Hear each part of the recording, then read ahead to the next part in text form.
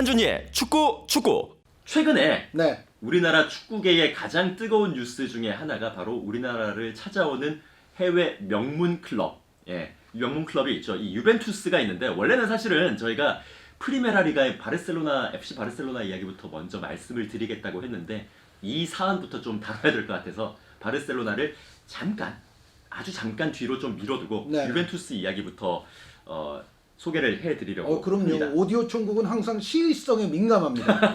네. 아마도 이 방송을 들으시는 분들도 유벤투스의 내한 경기에 관심이 많으신 분들이 참 많을 것 같은데 K리그의 그 선발 베스트 11과 경기가 치러지게 되겠죠? 그렇죠. 물론 이제 이 경기를 두고 K리그 팬분들께서 약간의 좀 걱정을 하실 수는 있어요. 네. 그러니까 이제 워낙에 크리스티아노 호날두 선수와 유벤투스가 스타 플레이어들이 또 많고 지금 사실 언론에 많은 관심이 또 호날두 선수와 유벤투스에 집중이 좀 되고 있지 않습니까? 그래서 어떻게 보면 K리그가 약간은 좀 들러리 성격이 될 수도 있지 않느냐라는 걱정들도 좀 있으신데, 근데 제 생각에는 호날두 선수가 지금 전 세계 지구촌을 통틀어 봤을 때 SNS 거의 최고 스타예요. 그렇죠. 네, 그리고 유벤투스의 또 SNS 팔로워들도 있을 거 아닙니까? 그렇게 본다면 호날두 선수의 정말 어마무시한 그 SNS 그 팔로워들, 그리고 또 유벤투스의 팔로워들, 이런 사람들이 모두 K리그에 대해서 한번 알 수 있는 또 계기가 되기 때문에 네. 저는 긍정적인 요소도 충분히 많은 좋은 경기가 될 거라고 예상합니다. 확실히 뭐 모든 것들이 다 그렇습니다만 홍보를 할 때 그 노출을 최대한 많이 시키는 게 중요하니까 네네. 그 훌륭한 채널을 일단 우리가 한번 확보를 하게 된다라는 그런 의미가 있겠군요. 요즘 또 스포츠 마케팅에서는요, 예. 뉴미디어가 굉장히 중요해요.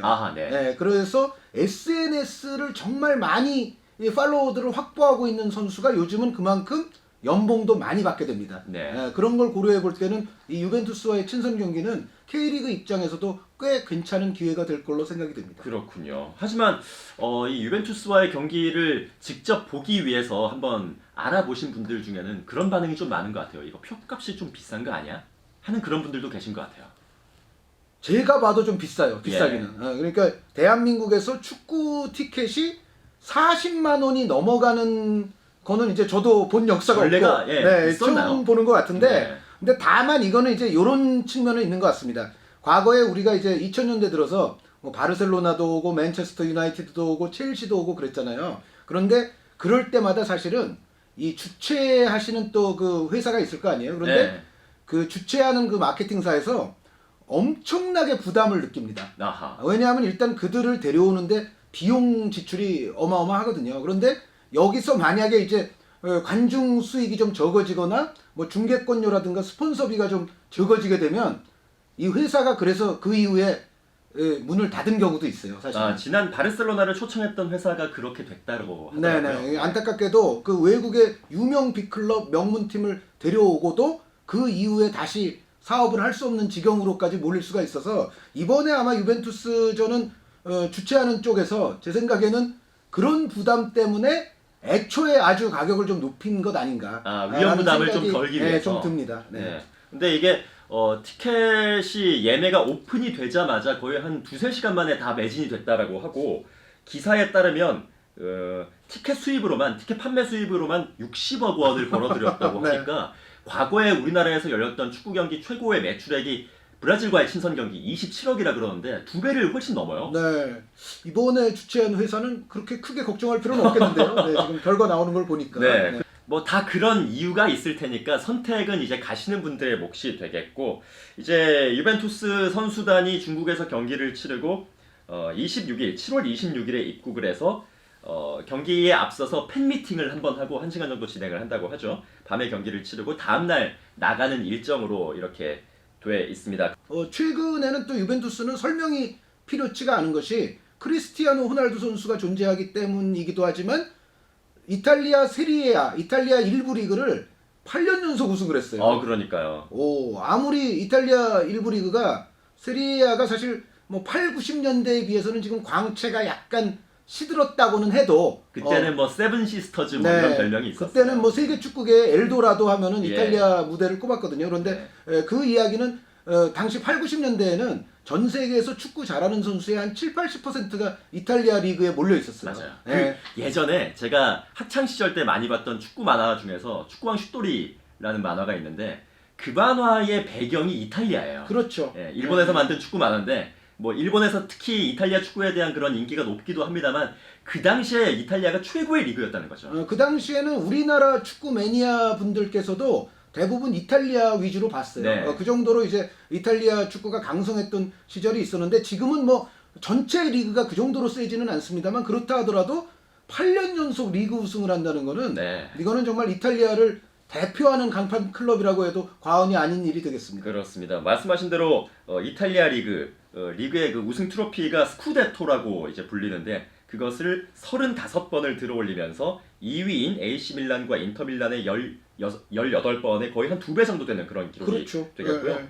챔피언스 리그 2번, 컵 위너스 컵 1번, UEFA 컵 3번, 뭐 유럽 무대 성적은 AC 밀란의 그 7번 우승엔 약간 밀리긴 합니다만 국내에선 그야말로 대적 상대가 없는 최고의 클럽이라고 할 수가 있겠네요. 네, 그리고 이제 유벤투스 역사를 간략히 말씀드릴 때 제가 한마디 꼭 드리고 싶은 것은 유벤투스 선수들이 이탈리아 국가대표의 주축이 됐을 때, 그러니까 유벤투스가 좀 잘 나갈 때, 아무래도 잘 나갈 때가 국가대표 선수들을 많이 배출할 거 아니에요. 네. 그럴 때 이탈리아가 월드컵 우승을 합니다. 아하. 이제 2006년 그 지네딘 지단 선수의 박치기가 나왔던 그 유명한 2006년에도 뭐 저 카나바로 선수를 비롯해서 잠브로타 선수, 또 카모라네지 선수, 알렉산드로 델피에로 선수 등등 뭐 부폰 선수도 있고 네.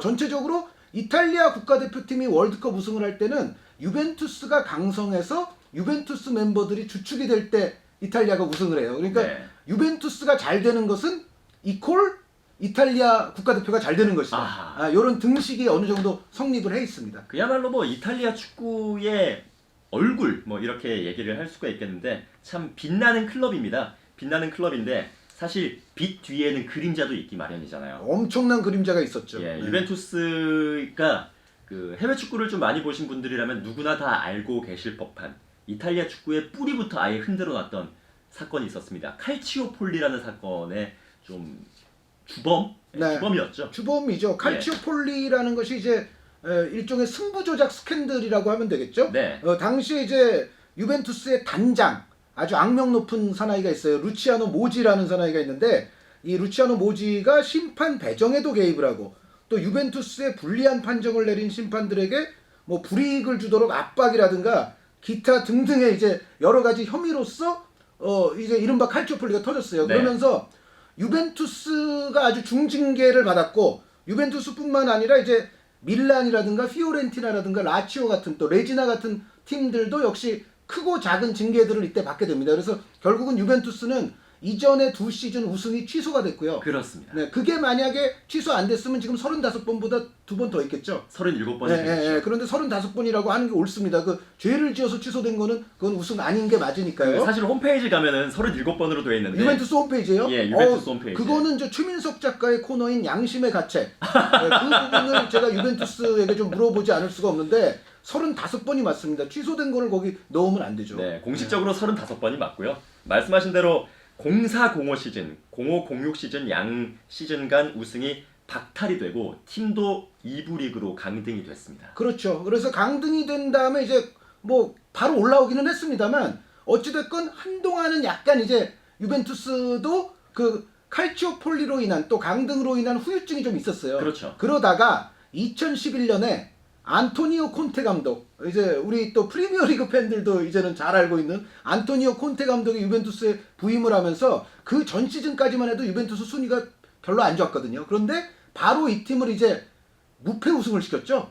순위가 상당히 좀 안 좋던 팀을 그냥 우승도 아니고 그 아스날과도 마찬가지로 네. 그 이탈리아 리그에서 무패 우승을 이때 달성을 했습니다. 물론 무승부가 한 15번 있었나 해서 무승부가 조금 많기는 했습니다만 그래도 무패 우승의 업적은 100년에 한 번쯤 나오는 거 아닙니까? 그래서 그렇죠. 그러한 무패 우승을 달성한 이후에 그 뒤로도 7차례를 더 우승을 한 거죠. 그래서 오늘날의 이제 유벤투스가 8연패, 현재로서는 뭐 이탈리아의 지존 클럽이라고 볼 수가 있습니다. 그렇습니다.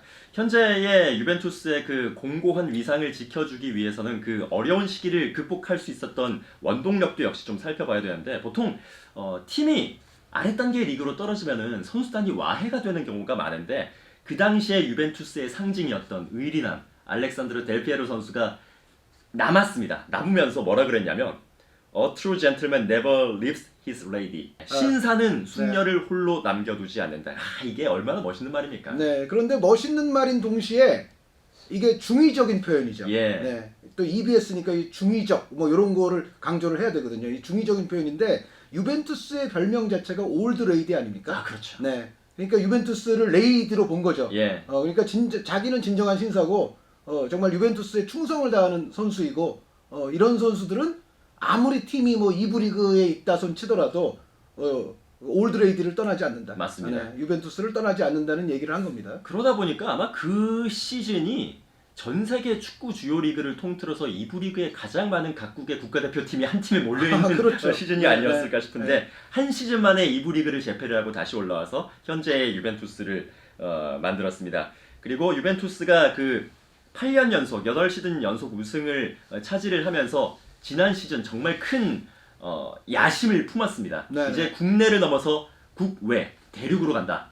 대륙으로 가기 위해서 한 선수를 영입합니다. 바로 크리스티아노 호날두 선수죠. 네, 크리스티아노 호날두 선수는 뭐 맨체스터 유나이티드, 레알 마드리드 그리고 포르투갈 대표팀에서 더 이상 뭐 제가 설명 안 드려도 이 선수는 제가 처음에 말씀드렸잖아요. SNS 세계 최강이다. 예. 네, 그 정도로 팬이 많은 정말 세계 축구 역사에 남을 법한 슈퍼스타이기 때문에 뭐 별 설명은 필요가 없는 것 같고 이제 유벤투스가 호날두 선수를 영입한 야심은 사실은 한 가지였습니다.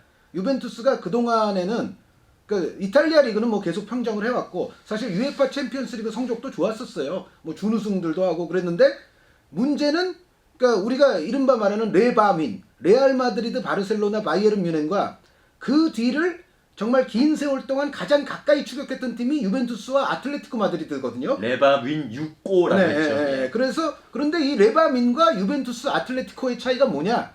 유벤투스 아틀레티코는 준우승에 계속 그쳤다는 거예요. 레바민은 우승 경력들이 있는데. 네. 그런데 그래서 크리스티아노 호날두 선수를 영입한 것은 결국은 유럽 재패를 노린 거죠. 네. 이 유럽 재패의 아주 전문가적인 기질을 발휘하는 호날두 선수 아닙니까? 그래서 그렇습니다. 그걸 노렸는데 사실은 그 목표는 지난 시즌에 달성은 되지 못했어요.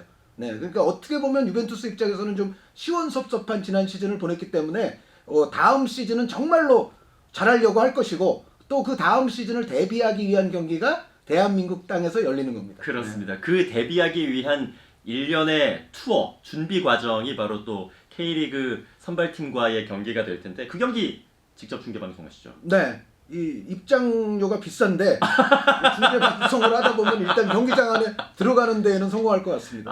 그러니까 저도 그냥 축구의 한 팬으로 생각했을 때 그런 경기를 직접 가까이에서 본다는 게 얼마나 또 소중한 기회인지 모르겠는데 그럼요. 네, 참 부럽기도 하고 네. 저도 참 보러 가고 싶은데 갈 수 있을지 모르겠네요. 저는 또 그날 다른 일을 해야 돼가지고 참 기회가 없을 것 같습니다. 제가 보고 와서 뭐 재밌는 얘기 있으면 전해드릴게요. 알겠습니다. 어쨌거나 호날두 선수를 영입을 하는데 아주 거금을 들였고 지난 시즌은 절반의 성공이라고 볼 수도 있겠고 이제 올 시즌을 준비하고 있는 유벤투스가 될 텐데 여름 이적 시장에서의 행보도 정말 성실하게 가져가고 있습니다. 큰 돈 들이지 않고 좋은 선수들을 많이 또 영입을 하고 있네요. 네, 파리 생제르맹의 버려진 아이 탕아 아드리앙 라비오 선수가 왔고요. 그리고 아스날에서 또 오랜 기간 동사했던 아론 램지 선수가 왔고 팀 떠날 때 이적료 정도는 좀 안겨줘야 되는 거 아니에요? 뭐 램지 선수 앞으로 잘하기 바랍니다. 네, 잘하기 바라겠고 그리고 이제 지안루이지 부폰 선수가 파리 생제르맹을 잠깐 갔다가 정말 계급장을 떼고 돌아왔어요. 77번으로 돌아왔어요. 네, 이제는 나는 백업으로 예. 팀의 한 몫을 차지하는 것만으로도 만족한다. 내가 꼭 뭐 스타가 될 필요가 없고 간판 골키퍼가 될 필요가 없다라는 정말 좋은 뜻을 가지고서 부폰 선수가 또 복귀를 했거든요. 그런데 네. 이제 이런 선수들 데려오는 데는 뭐 연봉은 뭐 많이 나가겠지만 이적료가 또 들지는 않기 때문에 그런 면에서는 역시 유벤투스가 효율적인 비즈니스는 잘한다라고 생각이 됩니다. 참 예전부터 그렇게 자유 이적으로 좋은 선수들 참 많이 데려오다 보니까 국내 축구 팬들 한정으로 죽벤투스 잘 죽어온다 뭐 이런 별명들도 있는 것 같은데. 그런데 제 생각에는 이 죽는 게 굉장히 중요해요. 정말 잘 죽어요. 예. 축구 특히 여름 이적 시장, 뭐 겨울 이적 시장에서는 잘 죽는 팀이 공연히 쓸데없이 돈 많이 쓴 팀을 이길 수가 있습니다. 그렇습니다. 네, 네. 그렇다 보니까 뭐 부폰 선수를 영입할 때 또 하나의 재밌는 비화가 들려오는 게 파올로 말디니 선수의 출장 기록을 내가 깨고 싶은 욕심이 있으니까 최소 8경기는 출장을 시켜달라는 조항이 있다라는 얘기가 또 들리더라고요. 깰 수 있을까요? 부폰 선수가 제 생각에는 리그 경기가 많잖아요. 예. 리그 경기를 또 하다 보면 유벤투스가 전력차가 좀 나는 팀과도 할 수가 있고 제 생각에는 그것이 이제 조항이 있는지 없는지 저는 뭐 못 봤으니까 모르죠. 그런데 그 정도 부폰에 예를 들어 희망이 있다면 유벤투스는 그 정도를 들어줄 능력은 충분히 있고 네. 또 부폰이라면 그 정도 또 그거를 받을 만한 또 자격이 있는 선수라는 생각이 들어서 전 될 것 같습니다. 네. 네. 그렇다면 부폰과 호날두와 함께하는 다음 시즌의 유벤투스 어떨 것 같습니까?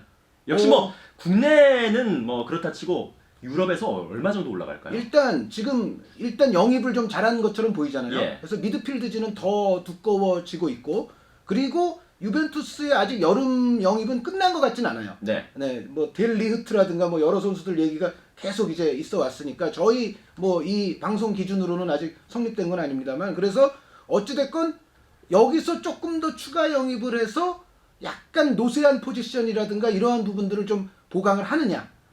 그리고 이제 몇 가지 또 정리해야 될 문제들이 유벤투스는 있습니다. 예를 들어 디발라 같은 선수는 앞으로 또 어떻게 활용을 할 것인가. 그리고 숫자가 많아진 또 미드필더들은 또 어떻게 정리를 해서 최선의 베스트 라인업을 꾸릴 것인가. 그리고 뭐니 해도 마우리치오 사리 감독이 이제 어떻게 보면 알레그리 감독의 유벤투스 스타일과는 약간 스타일 자체가 좀 다른 감독이거든요. 네. 과연 사리 감독과 유벤투스의 궁합은 어떻게 될 것인가. 여러 가지 흥미로운 과제들을 좀 지켜봐야 이제 유벤투스의 올 시즌은 알 수 있을 것 같습니다. 그렇습니다. 그 과정을 예상을 해볼 수 있는 좋은 기회 한국에서 열립니다. 한준희 해설위원의 해설과 함께 하시면 좋을 것 같습니다.